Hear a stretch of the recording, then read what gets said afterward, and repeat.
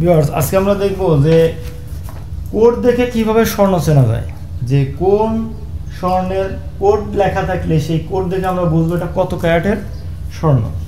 তো আমরা শুরুতে আসবো হলো 417 থাকলে কি আসলে 10 ক্যারেট, এরপরে 585-তে 14 ক্যারেট, 750-এ 18 ক্যারেট, 875-এ 21 ক্যারেট, 916-তে 22 ক্যারেট এবং 999-তে 24 ক্যারেট। তাহলে আমরা কি দেখলাম যে যদি আমাদের এখানে 417 লেখা থাকে তাহলে আমরা কি বুঝবো সেটা 10 ক্যারেটের স্বর্ণ। যদি আমাদের 575 লেখা থাকে আমরা কি বুঝবো 14 ক্যারেটের স্বর্ণ। যদি 750 থাকে আমরা বুঝবো 18 ক্যারেটের স্বর্ণ। যদি 575 থাকে সেটা হবে 21 ক্যারেটের স্বর্ণ। যদি 916 থাকে সেটা আমাদের 22 ক্যারেটের স্বর্ণ। 999 থাকলে হবে কি 24 ক্যারেটের স্বর্ণ।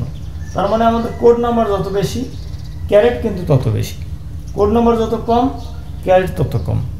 যেমন 24 ক্যারেটের স্বর্ণ 999, 10 ক্যারেটের স্বর্ণ 417। এইভাবে আমরা কোড দেখে কত ক্যারেটের স্বর্ণ এটা শিখবো। তো বন্ধুরা, এই ছিল আমাদের আজকের ভিডিও।